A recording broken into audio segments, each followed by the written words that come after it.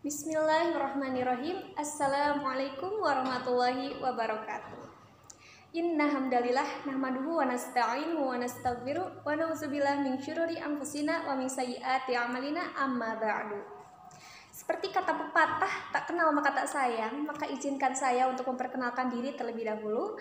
Nama saya Ninda Julianti Pratama Putri dengan nomor induk 2022010643 dari Prodi Psikologi Universitas Pendidikan Indonesia. Puji dan syukur mari kita panjatkan kepada Allah yang Maha Ghafur, karena atas berkat rahmatnya kita dapat bertemu walaupun secara tatap muka di gawai ataupun di laptop dalam keadaan yang mudah-mudahan sehat walafiat baik secara fisik maupun secara hati. Tak lupa salawat serta salam semoga tetap tercurah limpahkan kepada junjungan alam ya Rasulullah Shallallahu Alaihi Wasallam, kepada para keluarganya, para sahabatnya, dan kepada kita selaku umatnya. Baik, sebelum melanjutkan video, mari kita mengucapkan basmalah bersama. Bismillahirrahmanirrahim.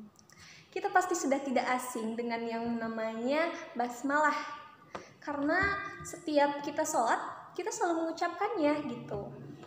Dan itu tuh suatu hal yang wajib ya teman-teman. Bahkan Allah berfirman dalam Quran surat Al-Alaq ayat 1 yang berbunyi Iqra bismi rabbik, yang artinya bacalah dengan menyebut nama Tuhanmu. Kemudian beliau juga berfirman dalam Quran surat An-Naml ayat 30, ketika Nabi Sulaiman menulis surat untuk kaum Saba, beliau menuliskan kalimat tersebut, kalimat basmalah tersebut.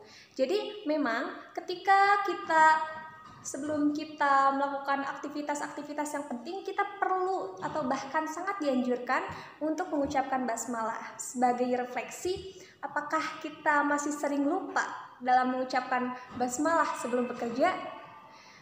Baik, mari untuk kedepannya kita selalu ingat dan mulai sesuatu dengan mengucapkan basmalah.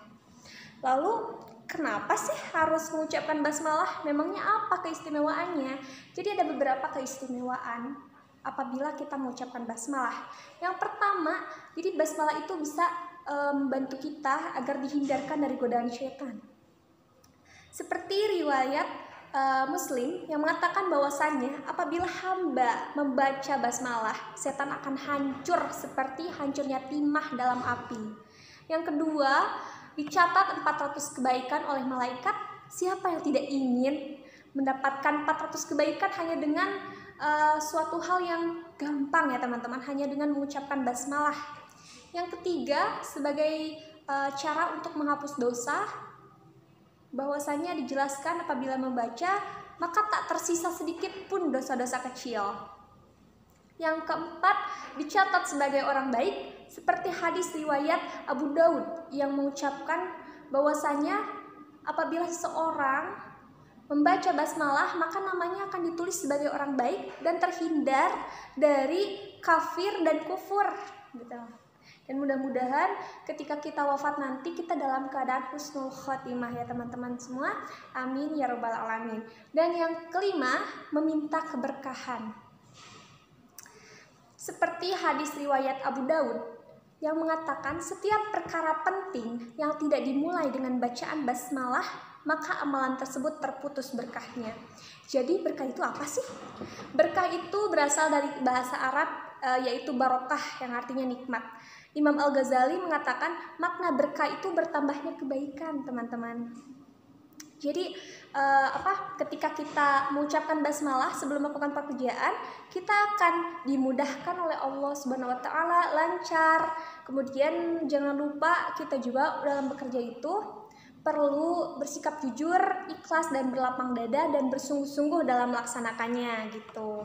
Selain itu ya, selain dimudahkan dalam bekerja, kita juga bisa menjadi produktif. Jadi dengan basmalah itu kita menyerahkan diri kita kepada Allah Subhanahu wa taala. Yang penting kita sudah berusaha gitu, dan hasilnya hanya akan ada di tangan Allah Subhanahu wa taala. Kemudian setelah membaca basmalah, kita juga mendapatkan energi-energi positif.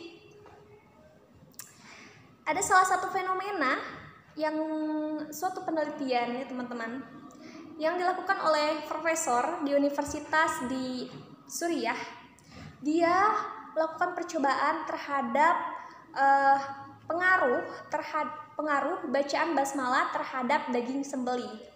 Jadi ada dua. Yang pertama ada daging yang tidak dibacakan basmalah dan hasilnya daging tersebut masih ada darah-darah gitu dan banyak kuman. Sedangkan yang dibacakan basmalah, darah-darahnya itu tidak ada, bahkan dagingnya itu steril. Dan begitu, Masya Allah sekali ya keberkahan dari ucapan basmalah ini.